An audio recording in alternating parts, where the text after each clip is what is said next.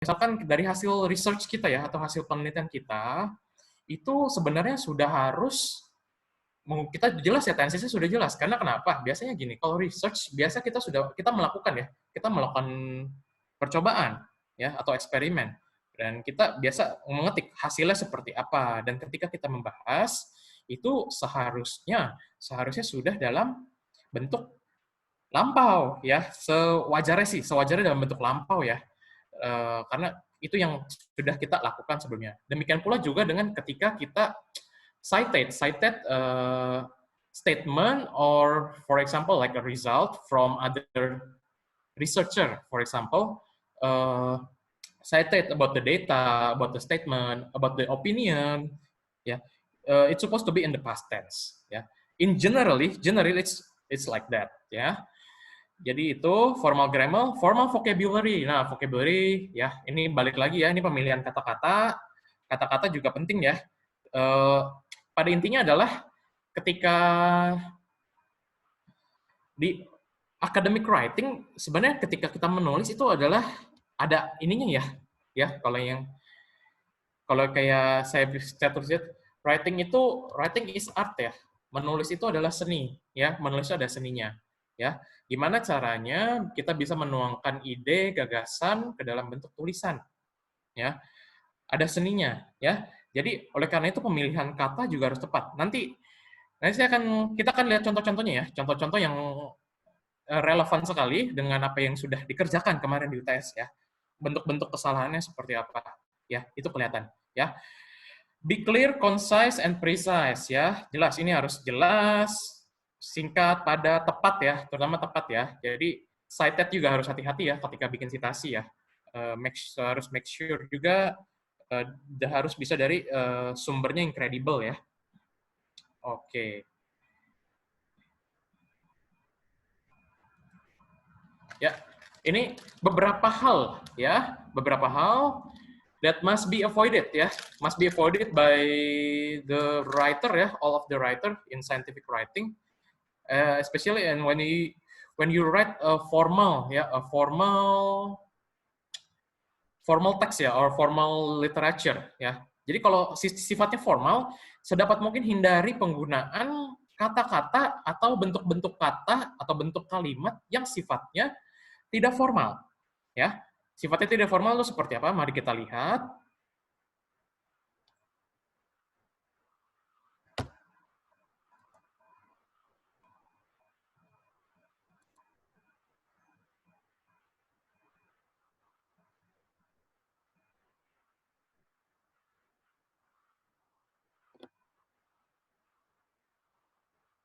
Oke, bentar ya nih. Ya, contraction. Nah, kalau bikinnya ya ini ya contraction. Jadi kalau mau bikin kalimat negatif, kalau dalam penulisan resmi tidak boleh disingkat ya. Tidak boleh menggunakan kata singkatan.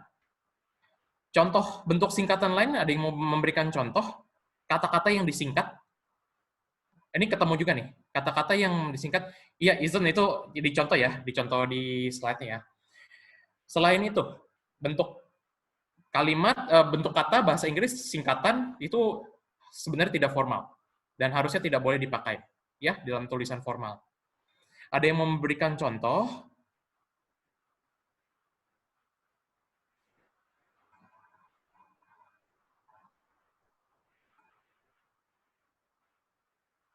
Yes, betul. ETC itu tidak boleh ya, etc. itu ya, tidak boleh dipakai di dalam tulisan ilmiah ya. Jadi avoid using contraction seperti ini, singkatan yang tidak penting ETC ya, dan lain-lain ya. Bahasa Indonesia juga tidak boleh ya nanti ya ketika nulis skripsi ya. Sebaiknya apa? Sebaiknya kalian jabarkan secara detail, describe in detail ya. Describe in detail, not in let's say like abbreviation like this ya, etc., dan lain-lain dan sebagainya. Sebaik jabarkan secara detail ya. Oke, itu satu ya. Contohnya di sini, the sample isn't relevant, the sample is not relevant. Ya, the problem hasn't been studied.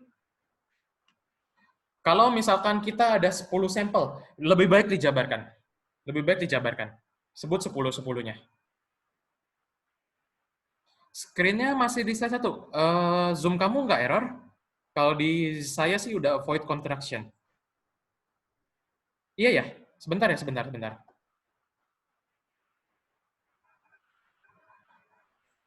Siap, Kevin Leonardi. Bentar ya. Saya ulang lagi share screen-nya. Coba bentar.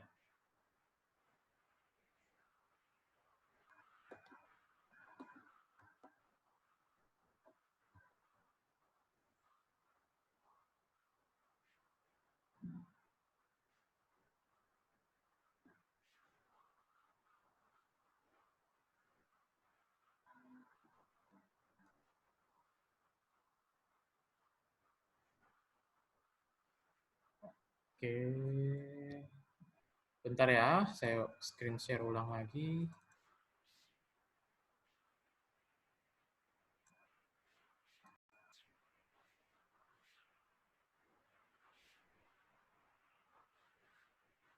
Sudah terlihat gantinya?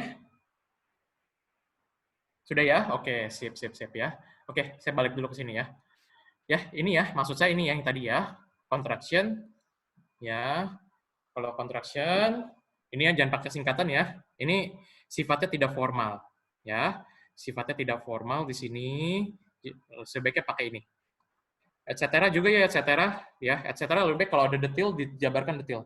Ya, tulisan ilmiah itu kan intinya adalah clear and clear ya, clear-nya itu harus ada faktor clear-nya. Soalnya kalau et cetera nanti bingung dan lain-lain itu apa gitu ya. Kalau ditanya, misalkan faktor yang mempengaruhi pertumbuhan mikroba. Satu, misalkan nutrisi, dua, pH, tiga, suhu, empat, dan lain-lain. Nah, dan lain-lain itu apa? Itu orang bingung lah. Ya, seperti itu. Ya, jadi memang sebaiknya and many more. Itu juga kayaknya tidak tidak apa namanya tidak baku ya atau tidak terlalu tidak formal ya. Many more. Sebaiknya sih dihindari ya. Sebaiknya hindari kata-kata yang sifatnya tidak formal. Ya, lebih baik kalau bicara A, kita ngomong A. Kita ngomong mau nulis B, kita tulis B. Ya, A, B, C, D, E ditulisnya cuma A, B. C, D, E-nya nggak ditulis. Itu nggak bisa, nggak jelas nanti. Ya, sebaiknya jangan.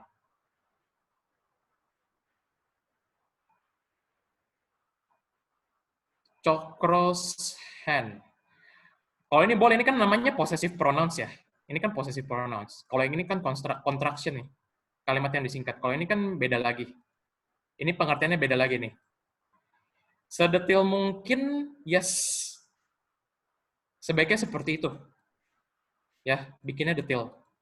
Tapi ingat ya, kan tadi saya sempat share ya, writing is an art ya. Bagaimana caranya kalau kamu menemukan bentuk-bentuk kata atau kalimat yang panjang banget ya, long, itu dipersingkat ya menjadi kalimat yang singkat, padat, jelas. Nah, itu artnya di situ kalau ketika menulis ya. Artnya writing di situ ya. Dibuat clear and concise ya. Oke. Contohnya, contoh selanjutnya negatives. Nah, negatif juga ini harus berhati-hati juga ya.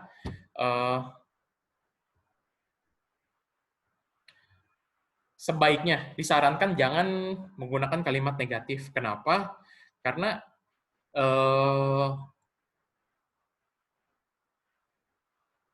apa ya? Sifatnya ini jatuhnya nanti kayak ini loh, kayak datamu sebenarnya nggak ada masalah, tapi kesannya jadi diragukan seperti itu. Ya, sebaiknya sih jangan seperti itu. Tapi bisa kita bentuk kalimat yang positif, tapi artinya negatif. Misalkan contohnya seperti ini. The test produce no valid data. The test produce no valid data. Ya, kalau yang di kalimat negatifnya the test has not produced any valid data. Jadi seakan-akan kalau kalimat negatif itu seakan-akan kita tidak seakan-akan tesnya itu tidak menghasilkan apapun. Ya, seakan-akan kesannya seperti itu. Sebaiknya jangan. Karena yang mau dibahas sebenarnya adalah datanya apakah valid atau tidak. Tapi kalau yang di sini yang negatif ya, avoid negatives, ini seakan-akan tesnya yang mau dibilang tidak valid ya. Seakan-akan kesannya seperti itu. Sebaiknya kita hindari kalimat-kalimat yang ambigu ya. It did not take much time. It took little time ya. Seperti itu. Itu contohnya ya. Ini masih banyak contoh atau case-case lain yang bisa terjadi ya. Oke. Avoid negatives. Saya lanjut next. Oke. Weak ending. Nah, ini ya. Etc. and so on. Ya. Yang tadi semuanya ditanyakan, jangan disingkat ya. And so on, dan seterusnya, etc., dan sebagainya, ya. Itu juga avoid ya, weak ending. Lebih baik seperti ini, detail.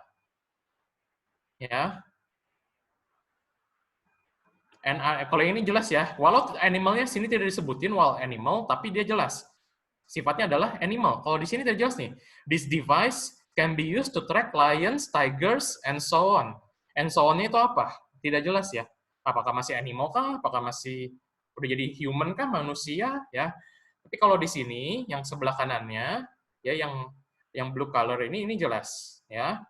Device can be used to track lions, tigers, and other wild animal. Animal ininya subjek ininya objeknya jelas. Ya, oke. Itu untuk yang weak ending. Ya, beberapa kemarin masih ada yang pakai etc ya ketika ditulis ya. Itu sebaiknya dihindari mulai dari sekarang.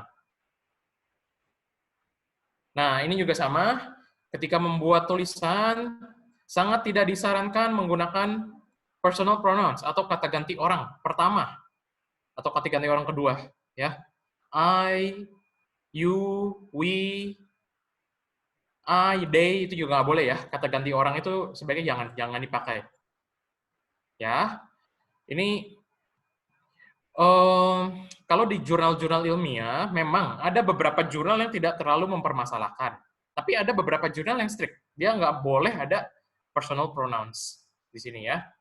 I, we, in my opinion, ya itu nggak boleh tuh. In my opinion, in siapalah gitu ya. Oke, itu yang personal pronouns. Avoid direct questions ya. Jadi intinya kalau membuat tulisan itu semungkin ya, sebaiknya jangan membuat kalimat tanya lagi di dalam tulisan.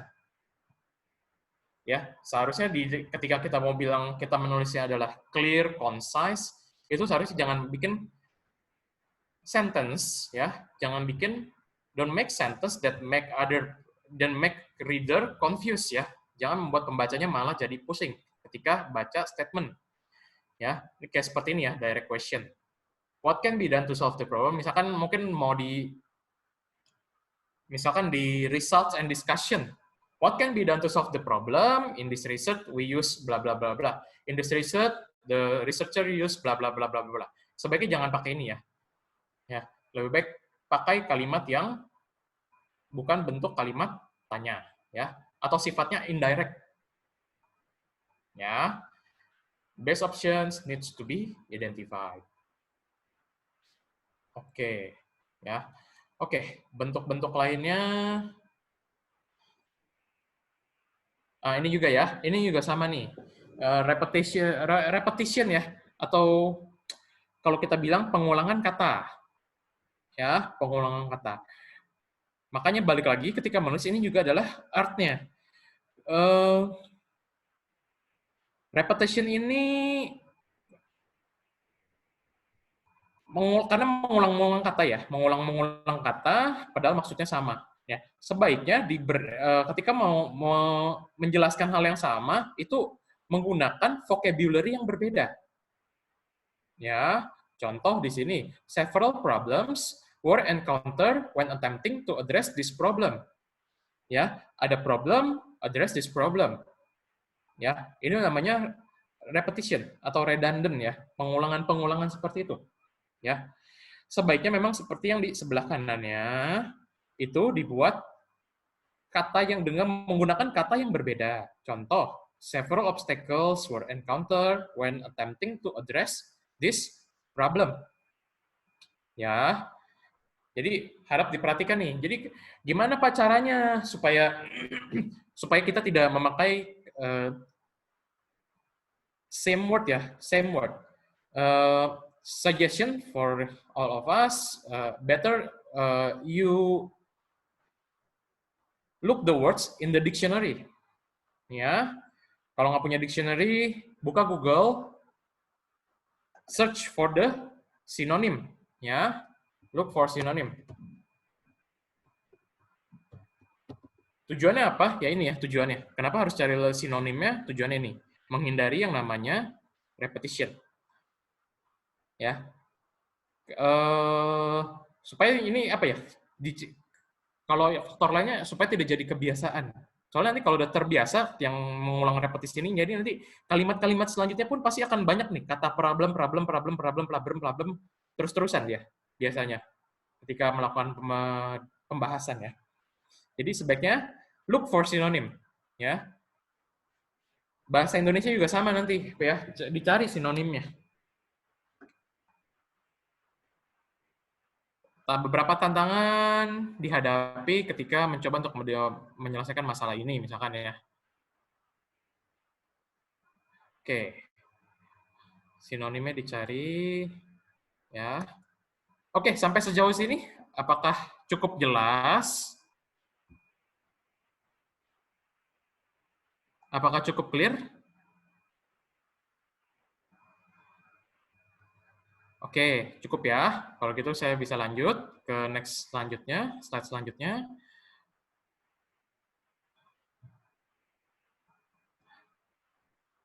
Avoid redundancy, ya.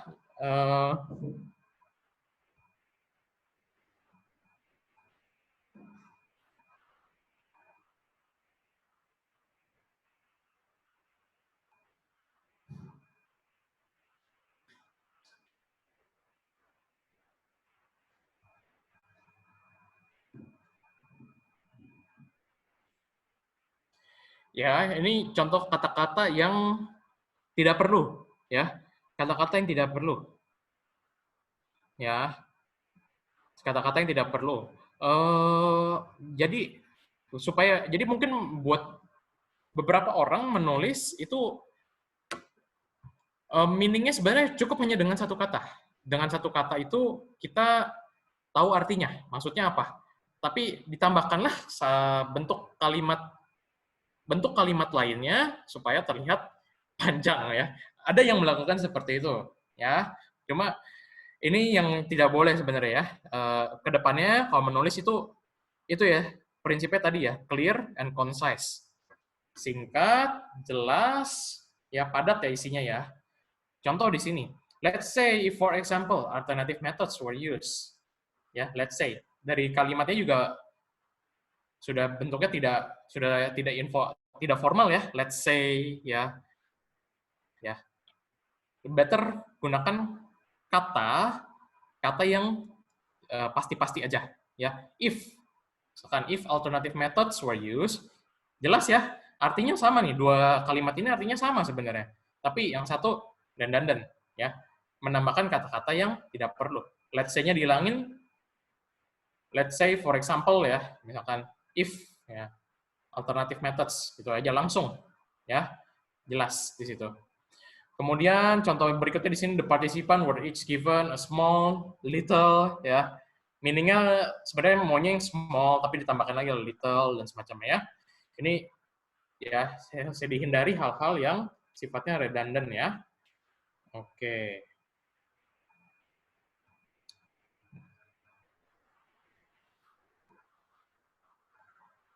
Avoid tone ya, tone ya.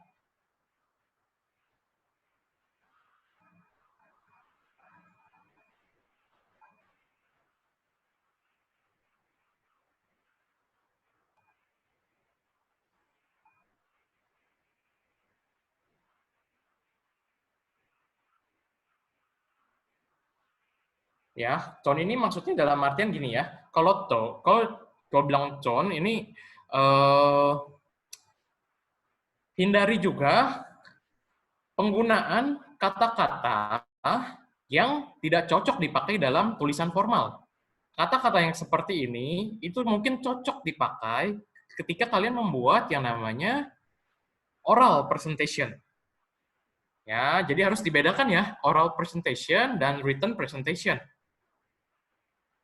Ya. Kalau sifatnya di written presentation, mungkin boleh kata-kata ini dipakai ya untuk menjelaskan. Ya, tapi kalau di dalam tulisan sebaiknya jangan ya. Di dihindari ya penggunaan tone seperti ini ya dalam written ya. Jadi kalau mau mengutip bikin kutipan langsung aja ya. Jones melakukan convincing study misalkan ya. Jones survei menghasilkan beberapa data yang sangat berguna misalkan ya. Considerable amount of useful data. Misalkan beberapa datanya banyak ya misalkan ini ya dibandingkan dengan a lot of really useful data. Artinya sama, tapi itu ya di sini jelas ini tidak cocok dipakai dalam written ya, written atau academic writing ya. Oke, kita lanjut. Use formal vocabulary ya. Pak, taunya gimana vocabulary ini formal atau enggak? Ini memang mesti terbiasa sih ya. Jadi terbiasa menulis kalau jadi tahu mana kira-kira vocab yang sifatnya bahasanya lebih baku, mana yang tidak baku, ya.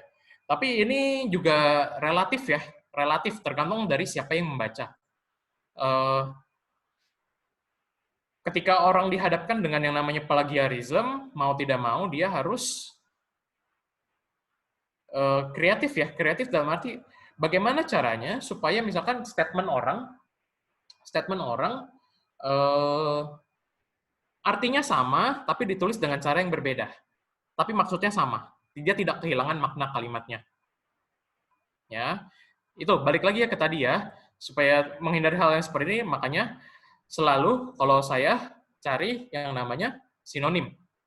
Determine, sinonimnya apa sih? Determine, sinonimnya try to determine the cause of problem. Try to solve, mungkin ya, solve the problem. Try to look for the cause of the problem. Identify bisa juga ya, try to identify the cause of the problem ya. Jadi mesti cari bentuk kata-kata yang lain ya. Ya, supaya tidak sama ya. Oke. Tuh, precision vocabulary. Nah, ini ya. Di sini juga lebih ke yang namanya nanti jadi nggak jelas ya, nggak jelas. Misalkan gini, interest in this issue has been growing more and more. Mungkin ada yang menulis seperti ini ya, apabila misalnya gini ya, karena ketika kita buat tulisan dalam bahasa Indonesia, kemudian ditranslate dalam bahasa Inggris, terkadang hasil translate-nya, misalkan translate otomatis pakai Google Translate ya, terkadang Google Translate itu tidak bisa secara otomatis memahami maksud dari tulisan itu sendiri. Artinya gini, ketika kita tulis apa, dia hanya translate berdasarkan kata per kata, ya. Jadi pemrograman, kalau nggak tahu Google Translate zaman dulu itu translate itu benar-benar lebih buruk dari yang sekarang, ya. Jadi saya pernah diceritain sih ini. Jadi memang ada program komputer, ya berkaitan dengan algoritma and programming. Ya nggak tahu ya, mungkin kalian belajar. Kalau bisa ya hebat sih ini ya. Bikin translator gitu. Kalau dulu cuma kata per kata, jadi benar-benar bahasa Indonesia di bahasa Inggris ya jadinya seperti itu, translate-nya kata per kata. Tapi kalau yang sekarang Google Translate-nya lebih mendingan. Eh, belum sempurna tapi udah cukup bagus ya untuk hal ini. Ya, jadi precision vocabulary itu pentingnya. Got worse and worse, padahal ada kata worsen ya di situ. Ya, jadi yang seperti ini mari diperhatikan. Oke, next ya.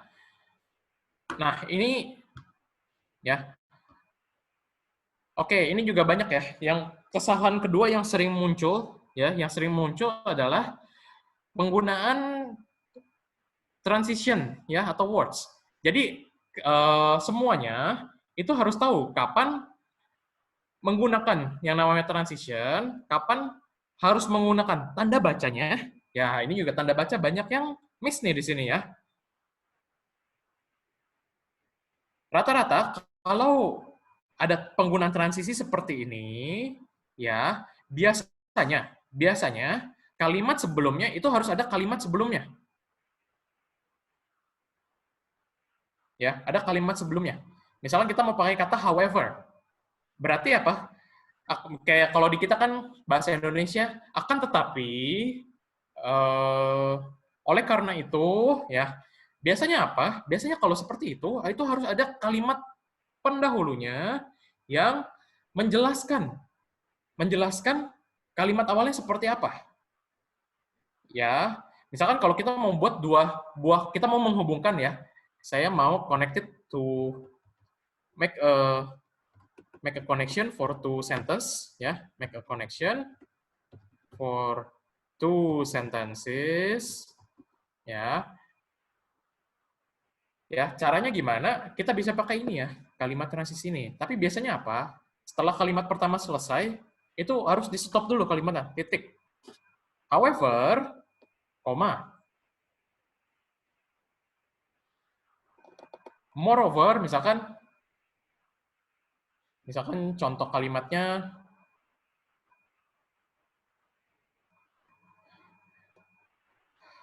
peningkatan suhu penyimpanan tidak berpengaruh terhadap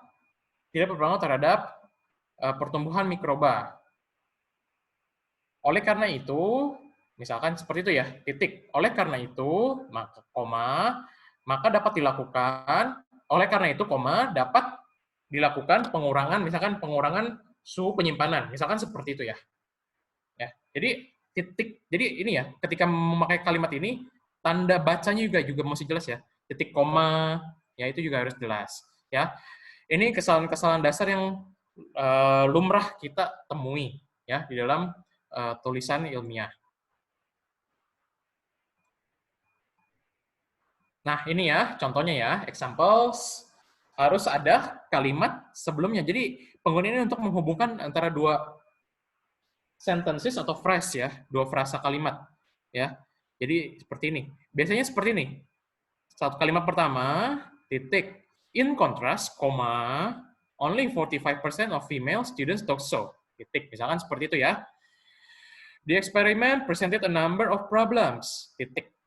Nevertheless, some useful data were gathered. Ya, itu contoh-contohnya seperti itu.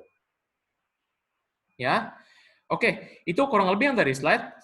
Silakan teman-teman buka kembali ya, buka kembali. Kalau mau baca lebih detail, silakan buka file yang tadi saya share di grup chat ya. Di grup chatnya tadi ada share file. Silakan teman-teman buka file itu.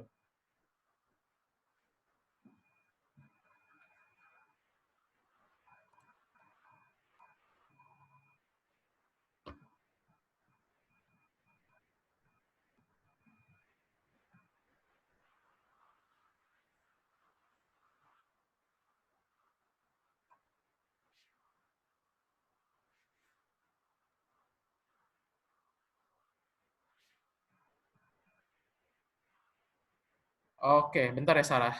Nah, saya share lagi ya.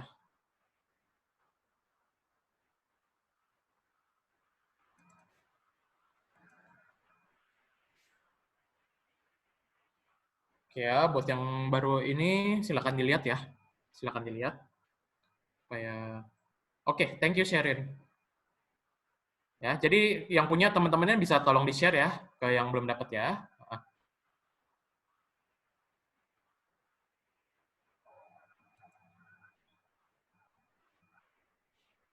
Ya, ini merupakan versi yang lebih lengkapnya lagi. Kalian bisa baca, mungkin ini akan lebih detail lagi ya.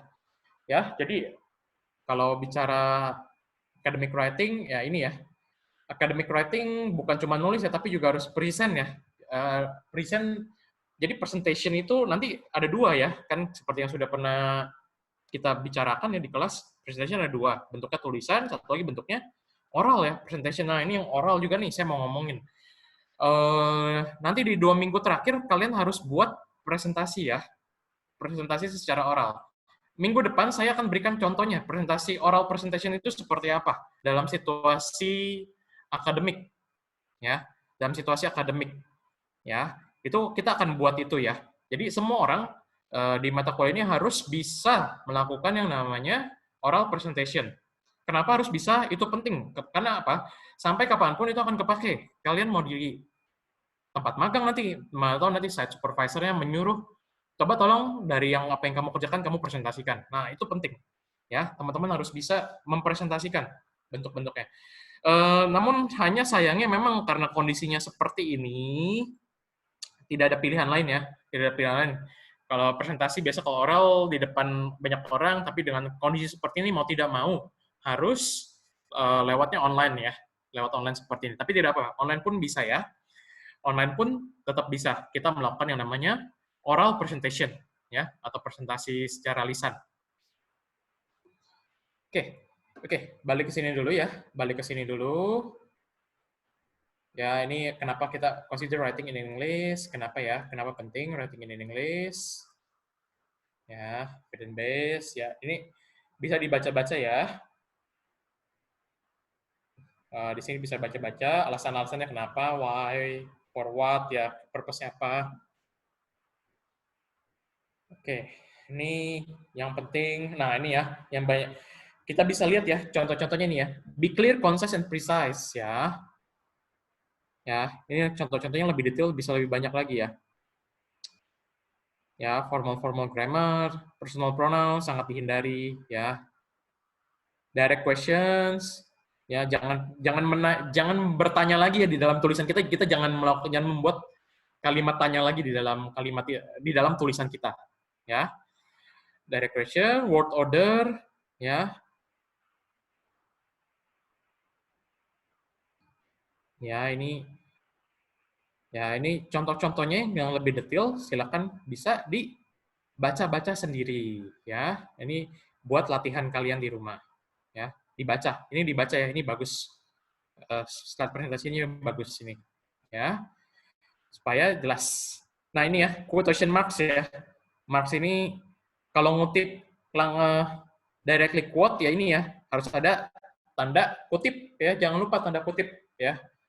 Tanda kutip kolon, kapan pakai kolon misalkan ya, titik 2 kolon, bukan usus besar ya, tapi kolon titik 2 ini ya. Kalau misalkan ada banyak contoh, memberikan contoh ya, itu misalkan contoh kalau bahasa Indonesia juga bisa macam-macam sih bentuknya. Biasa kalau pakai kata yaitu ya, terdiri dari misalkan bakteri terdiri dari 3 jenis, koma, yaitu titik 2 gram positif, gram negatif, apalagi gitu. Misalkan ya, contohnya seperti itu. Bahasa Indonesia juga bisa sama. Ya. Kalau ini contoh dalam bahasa Inggris, punctuation. Ya, punctuation tolong diperhatikan ya, kapan harus pakai titik, kapan pakai harus koma. Ya, itu harus jelas. Oke. Itu presentation, referencing. Nah, referencing juga nih, banyak yang menarik nih di sini nih. Referencing, beberapa orang, saya entah kenapa ya, di instruksinya sudah jelas, harus pakai API style. Ya, API style seharusnya diikuti. Ya, API style, ya style itu, gitu loh. Jangan pakai style yang lain. Jadi ada beberapa mungkin karena, saya nggak tahu ya kenapa ya, mungkin males ya, karena seminggu sebenarnya bisa. Kalian di kelas sudah pernah diajarkan caranya ya, cara pakai software citation software yang bisa membantu, atau kalian refer misalkan di Word ada ya, itu ya dipakailah itu gitu ya. Supaya apa? Supaya seragam semuanya, bentuk citasi maupun di daftar pustaka. Di skripsi nanti yang detail-detail begini, ketika kalau misalkan ujian sidang ya, sidang itu ya bisa jadi faktor pertimbangan ketika kesalahan-kesalahan yang tidak perlu seperti ini keluar gitu ya. Jadi harap diperhatikan nanti ketika menulis skripsi. Ya. referencing, citasi, formatnya dimintanya seperti apa, tolong diikuti. Ya, misalkan API style biasa binus pakainya API style, jadi harusnya diikuti itu.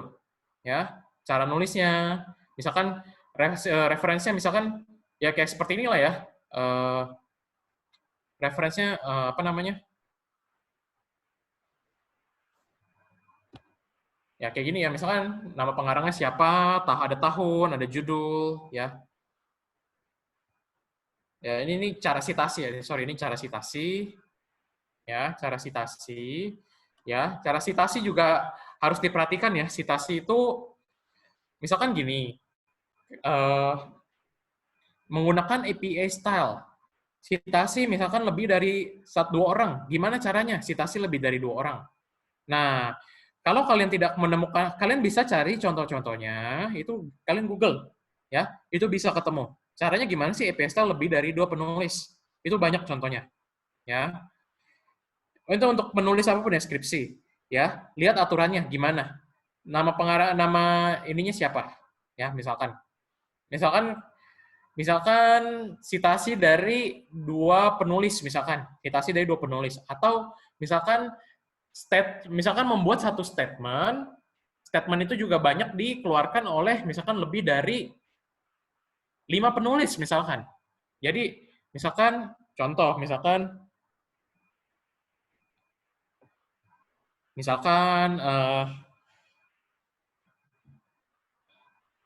konsumsi suplemen E. coli meningkatkan imunitas, misalkan citasi Airel 2019, koma, Sarah, koma, 2019, koma, siapa lagi? Misalkan mereka mengeluarkan statement yang sama, misalkan seperti itu. Tapi itu juga tergantung dari style yang dipakai dalam penulisan. Ya, jadi harap kalau disuruhnya apa, ya instruksi ini lagi-lagi balik lagi ya, attention to detail ya, detail instruction-nya ya, harap diperhatikan ya. Oke, referencing bentuknya macam-macam, tergantung tipenya. Ada yang ini, ada yang bentuknya angka, ya, tergantung. Oke, ya, oke. Itu untuk yang grammar ya, grammar untuk masalah writing ya. Saya berharap nanti ketika UAS juga bentuknya project lagi ya. Project yang pernah saya bilang di kelas, kita akan buat yang namanya research proposal ya. Itu akan menjadi UAS-nya. Research proposal minggu depan saya akan berikan lebih detailnya seperti apa. Hanya satu, saya juga akan share di sini panduan penulisan skripsi ya, panduan penulisan skripsi tahun ini. Mungkin di tahun kalian mungkin akan berbeda panduannya ya, mungkin ya. Jadi ini saya ambil untuk yang panduan skripsi yang tahun ini ya. Sebentar, saya akan share dulu ke sini.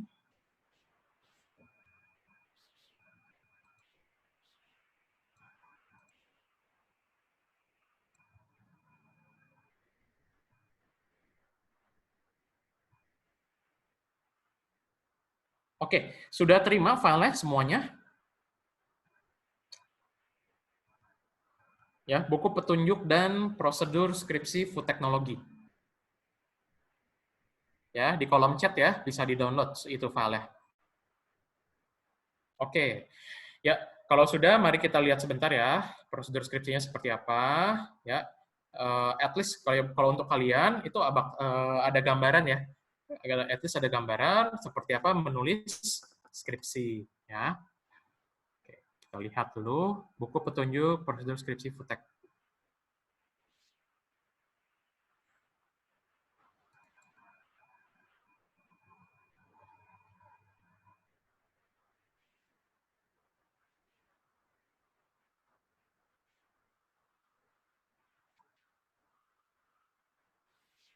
Ya, silakan dibuka petunjuk penulisan skripsi dari Futek ya.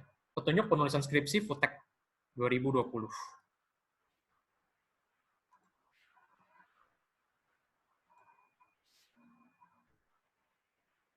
Ya, kalau dilihat nanti PDF-nya seperti ini ya. Petunjuk penulisan skripsi Futek 2020. Nah, Oke, ya. Kalau kalian lihat di sini, nah ini ya, ini ada pendahuluan, skripsi seperti apa, bla bla bla bla ya, jenis-jenis skripsi dan macamnya ya. Nah ini ya, format kertas ya. Nah ini mungkin sekarang nggak usah terlalu pusing ya. Format kertas seperti apa, tapi jelas ya, kalau buat nanti ujian, tolong dipatuhi nih margin kiri 4 cm, margin atas bawah kanan 2,5 cm. Nah itu juga harus dipatuhi. Instruksinya apa di sini ya, jelas ya. Ketikkan spasi 1,5 font italic Times New Roman ya untuk istilah asing. Karena kalian membuatnya dalam bahasa Inggris, maka tidak perlu yang namanya cetak miring. Ya, cetak miring ini dilakukan kalau menulis dalam bahasa Indonesia untuk istilah-istilah asing. Tapi tetap ya, kalau kalian menulis misalkan nama mikroba, bakteri ya, ini juga menulis banyak yang salah ya, menulis nama mikroba ya di ujian kemarin ya. Ya harusnya kalian sudah tahu dari awal ya, cara menulis mikroba harus di italik ya. Lalu menulis yang salah lagi, misalkan saya ketemu di ujian, bentuk kesalahannya ini seperti ini ya. Bentuk kesalahannya seperti ini. Saya akan contohkan di kolom chat ya.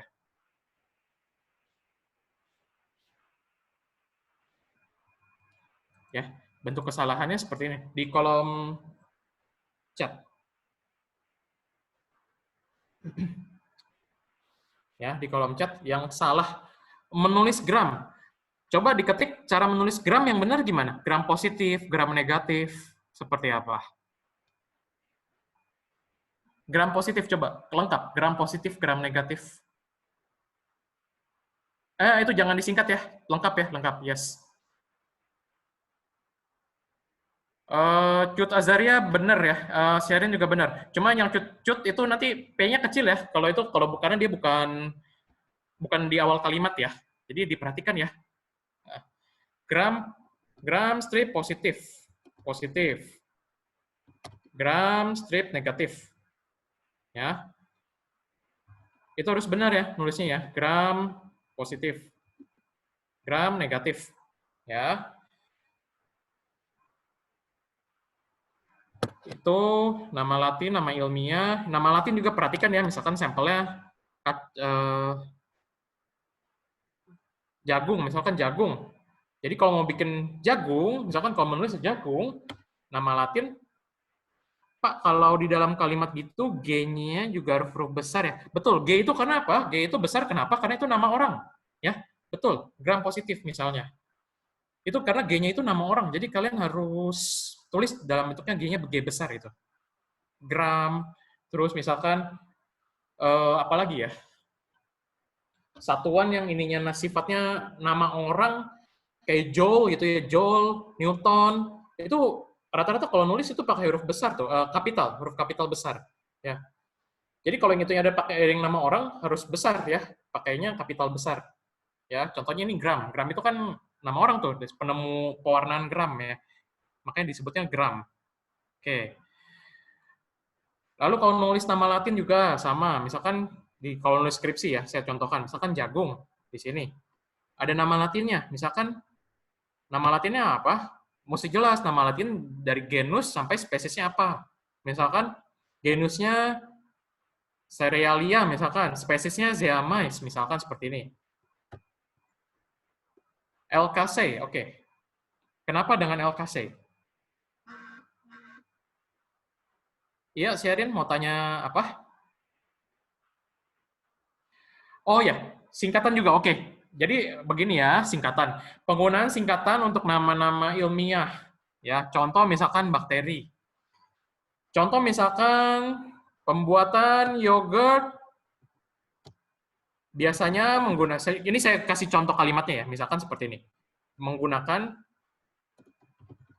dua jenis bakteri. Staphylococcus. Ini saya cuma contohkan di kolom chat ya. Saya contohkan atau saya Staphylococcus aureus dan Escherichia coli. Misalkan seperti ini, ya misalkan seperti ini. Staphylococcus aureus dan Escherichia coli. Nah, kalau kalian sudah, misalkan gini, kalau di kalimat-kalimat selanjutnya sudah akan menulis nama bakterinya kembali, nama bakterinya itu boleh disingkat. Jadi misalkan contoh ya, bla bla bla bla bla, bla bla bla bla bla bla, boleh seperti ini, tetap. Dan E. coli, ya. Setelah kalimat-kalimat selanjutnya. Jadi menulisnya gimana? Penulisan pertama, nama Latin, itu harus lengkap namanya. Soalnya kenapa? Kenapa begini? Kenapa harus lengkap di awal? Contohnya begini ya, kalau saya cuma tulis E. coli. E. coli ini ada dua ya, singkatan E. coli ini sebenarnya ada dua jenis mikroorganisme nih. Ya, satu Escherichia coli, yang kedua ada yang tahu kira-kira apa? Sama-sama singkatannya E. coli. Bikin sakit perut juga. Ada yang tahu nggak? Kira-kira apa? Enterophasium, Enterobacter juga bukan, Enterococcus juga bukan, Entamuba, betul, Cokro, ya, Entamuba coli, ya, itu beda ya, itu udah beda jenis tuh, satu bakteri, satu parasit ya, nah itu beda tuh, hati-hati ya, hati-hati, ya, yang Cokro bener ya, Entamuba ya, jadi seperti itu, jadi makanya kenapa, kalau penulisan pertama di nama Latin, itu lengkap dulu semuanya, ya, bakteri atau misalkan nama Latin apalagi selain bakteri, nama tumbuhan, nama apa, nama hewan misalkan, ya, yang ada nama Latin kalau misalkan dipakai berulang-ulang di kalimat-kalimat selanjutnya, sebaiknya nulis lengkap, ya, jangan dibuat singkatan di awal, ya. Dan disarankan juga di metodologi juga harus jelas bakterinya, misalkan menggunakan bakteri Streptococcus thermophilus, singkat kayak STLB gitu boleh nggak? Kalau mau pakai singkatan, sebaiknya kalian di awal juga memberikan abbreviation-nya atau memberikan singkatannya. Misalkan gini. Ya, sebenarnya kalau yang kayak gitu, saya nggak nyaranin sih. Bentuknya nggak bagus ya, singkatannya nggak bagus. Kenapa? Ini STLB ini cuma bahasa Indonesia sih ketemunya ya, STLB. Mempersingkat. Mungkin karena dianggap lumrah, lazim ketemu, jadi dianggap biasa ya. Sebenarnya kalau kita lihat bahasa Inggrisnya, ada ya, yang internasional saya baru tahu nih, yang internasional ada kayak gitu juga, STLB.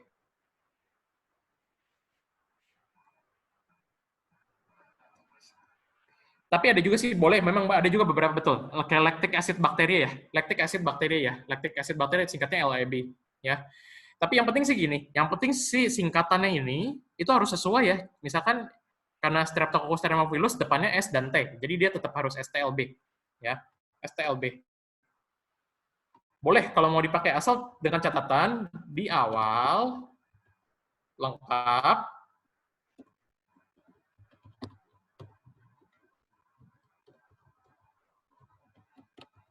di awal sudah harus buat seperti ini, ya.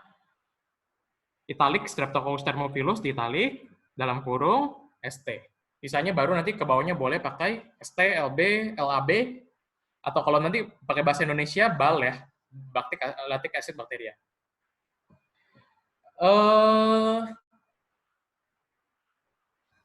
Saya sih memang saranin sih jangan disingkat ya, karena case yang STLB ini cuma ketemunya di STLB dan lain-lain ya. Soalnya kalau bakteri lain saya belum pernah ketemu di singkatannya itu apa. Misalkan Salmonella ST, kalau nulisnya misalkan ST doang ya, ST tidak jelas, saya juga bisa bilang nanti Salmonella TPI. Ya, Salmonella TPI itu juga ST tuh kalau disingkat, bikin singkatannya ST.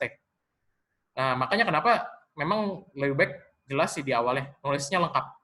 Ya, seperti itu. Jelasin kepanjangannya sekali aja cukup kalau kalian mau berulang boleh, atau selanjutnya tidak harus menulis nama depannya, cukup nama belakangnya saja, ya. Misalnya kayak gini, L. casei, L. plantarum, ya. kita udah tahu depannya karena sudah di awal dibilang sudah L itu adalah Lactobacillus. Ya. Tapi yang STLB, LAB ini cuma pengecualian untuk mereka doang dah kalau nggak salah. Tidak bisa semua bakteri dibikin seperti itu. Tapi kalau mau pakai seperti itu, total fiber ini nanti kebanyakan singkatan ya. Makanya ini kalau saya pribadi ya, kalau saya pribadi saya tidak menyarankan seperti ini. Kebanyakan singkatan nanti orang bisa bingung dibacanya apa. Ya, lebih baik ditulisnya lengkap aja total fiber ya total fiber. Ya, sebaiknya lengkap ya, jangan disingkat-singkat ya. Jangan disingkat lebih baik sih. Lebih baik jangan disingkat. Mendingan bikin kalau nama Latin, kalau mau pakai singkatan, singkat nama depannya dulu, nama depannya saja. Itu yang dipakai selanjutnya. Ya.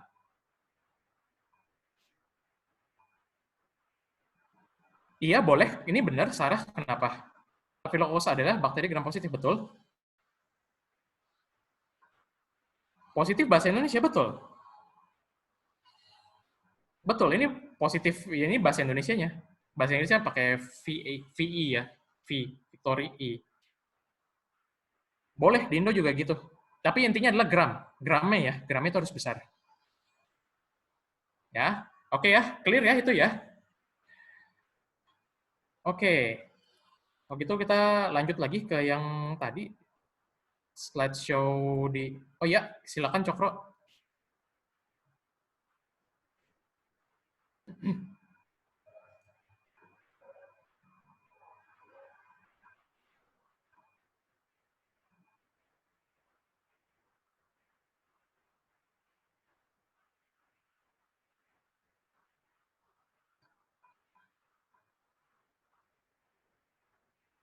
Contohnya, nama enzimnya misalkan,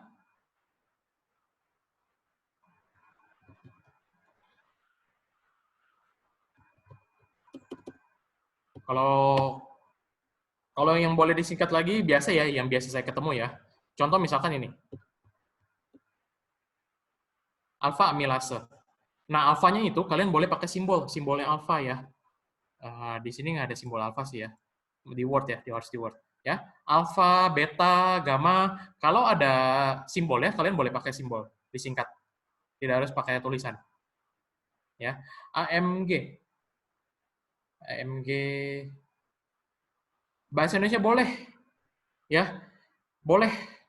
Alfa. Kalau pakai, jadi gini ya, nanti kalau bikin skripsi, nah ini juga yang jadi permasalahan di kita ya. Karena skripsi kita bentuknya bahasa Indonesia. Sebaiknya saran saya memang kalian menggunakan bahasa Indonesia. Ya, bahasa Indonesia apa yang baik dan benar. Kalau dia ada padanan katanya dalam bahasa Indonesia,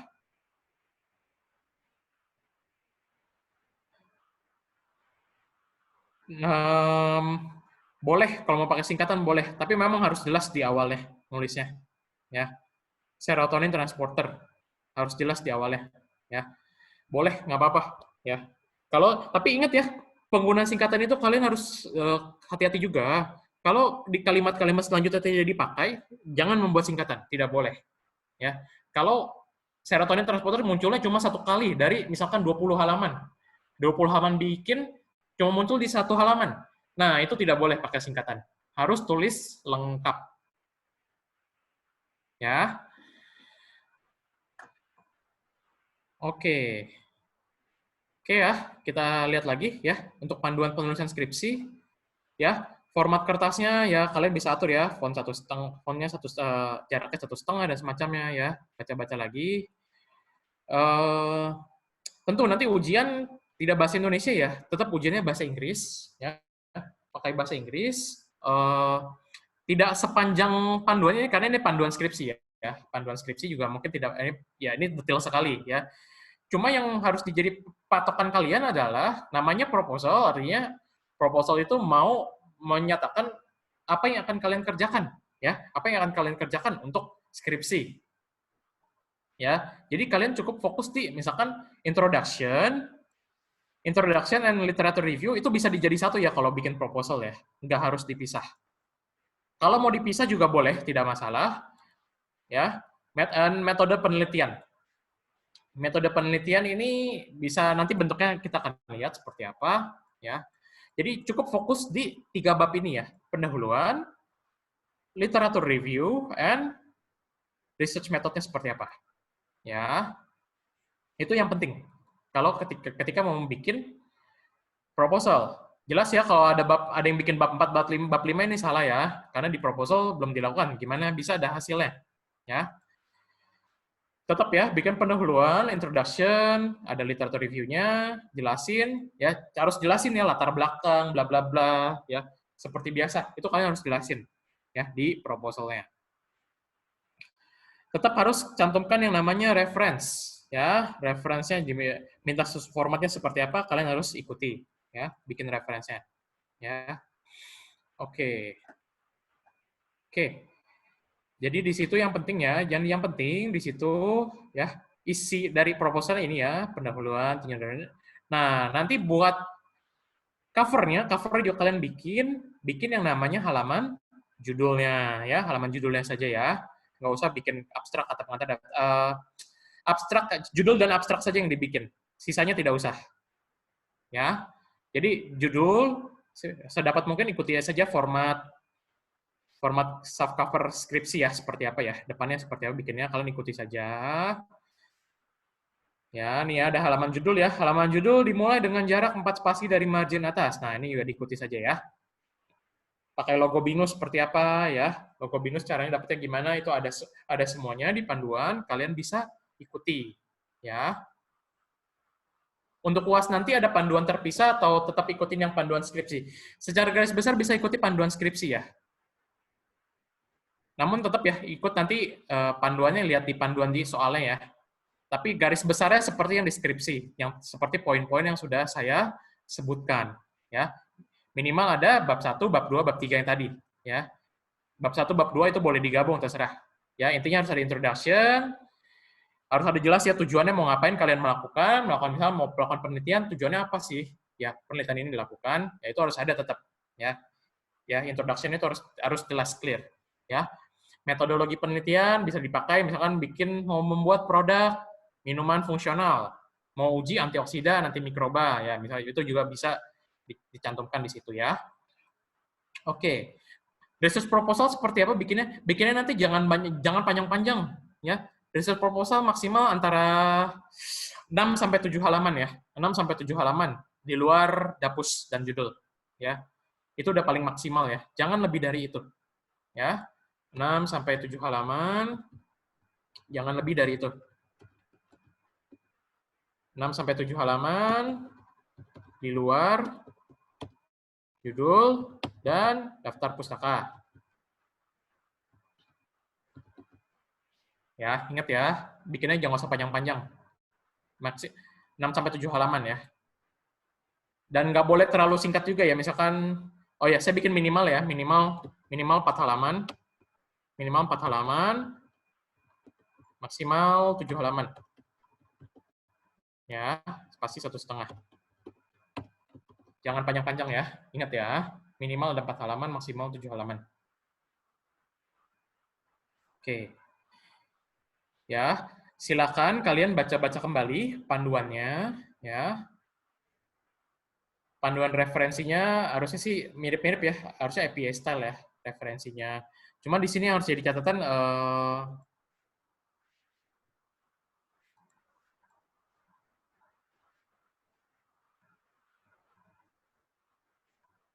ketika mengutip ya, mengutip ini page number-nya tidak usah ya, langsung aja ya. Kalau bikin kutipan, page number ini tidak usah pakai page number, langsung saja.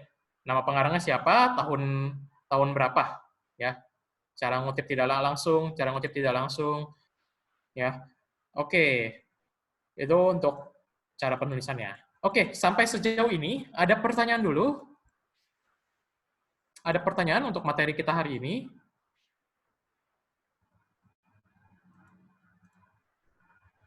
Tadi ada abstrak. Abstrak tetap dibuat ya. Buat abstraknya gimana? Jelas. Abstraknya itu harus ikuti apa yang kalian tulis ya. Jadi abstraknya itu harus mencakup introduction-nya, tujuannya ngapain, material dan metode apa saja. Jadi lebih ke apa yang akan dilakukan. Ya ingat ya, karena proposal. Kita belum ada data, kita belum melakukan. Ya baru propose ya. Usul, baru mengusulkan, seperti itu. Ya,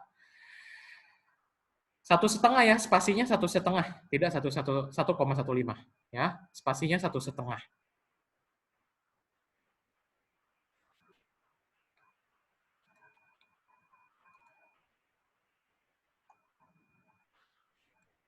Oke, ada pertanyaan dulu untuk yang materi kita hari ini. Selain bab 1 tadi ada lembar pengasapan. Nggak usah, jangan ya. Yang tadi yang saya bilang hanya judul dan abstrak. Ya, lembar halaman judul dan abstrak. Tidak ada halaman pengasapan dan semacamnya. Ya, jadi di sini saya ketik lagi ya. Yang wajib itu ada 1 judul, 2 abstrak, 3 introduction, 4 literatur review-nya ya, yang mendukung untuk apa yang kalian kerjakan untuk research proposal. 5 metodologi. Metodologi apa? Jelas ya, kalian mesti jelas apa yang mau dikerjakan, bahan, alat, ya itu juga harus jelas ya, metodologi. 6 references. Ya, itu saja.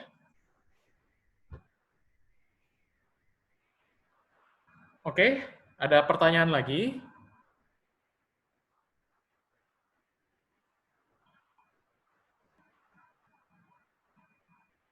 Ada pertanyaan lagi sebelum kita tutup?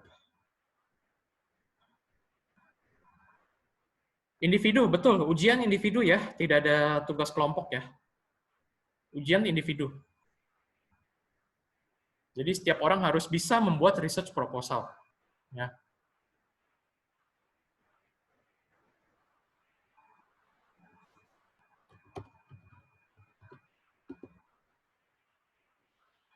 Oke, kalau tidak ada, saya cukupkan sampai sini. Ya, semoga berguna ya. Jadi